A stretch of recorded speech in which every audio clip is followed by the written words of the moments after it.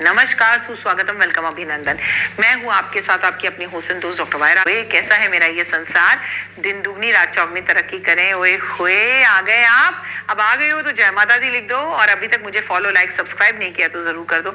आज आपको अपनी इस वीडियो में मैं तुलसी की मंजरी के नियम और उसके बारे में उपाय बताऊंगी।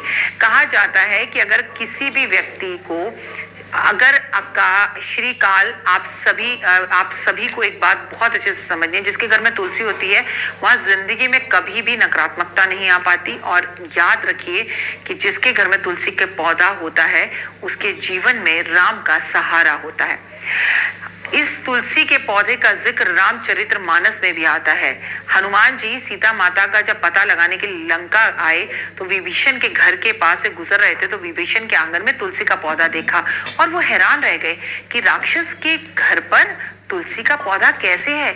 विभीषण से मिलने की उनकी बड़ी तमन्ना आई और उन्होंने पता लगाया। विभीषण खुद भगवान राम का भक्त था और वो राम नाम का जाप कर रहा था।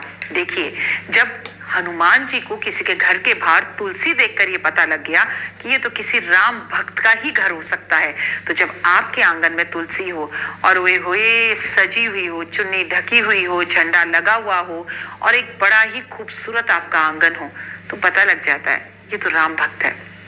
तुलसी की सेवा से पापों का शमन होता है।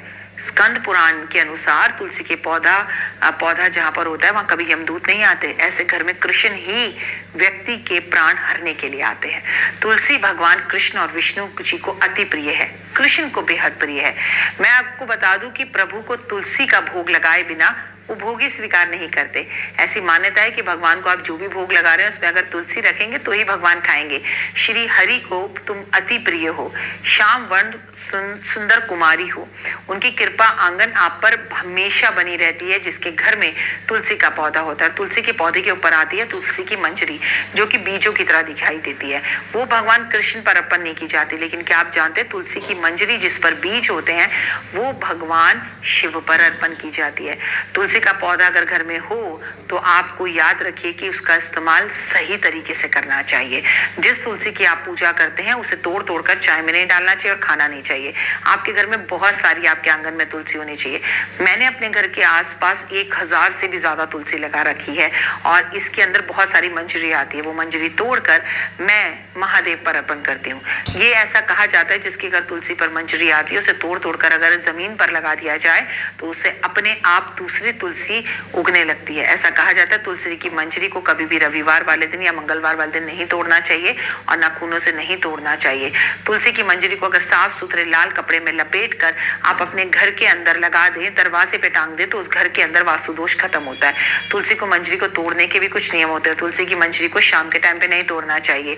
मंजरी को रविवार वाले दिन यानी संडे वाले दिन तो हम तुलसी के पौधे को हाथ ही नहीं लगाते हैं, तो हमें उसे नहीं तोड़ना चाहिए। और एक बात हमेशा याद रखनी चाहिए कि भगवान कृष्ण और विष्णु जी को तुलसी दल अर्पण किया जाता है, लेकिन तुलसी की मंजरी उन पर कभी भी अर्पित नहीं की जाती।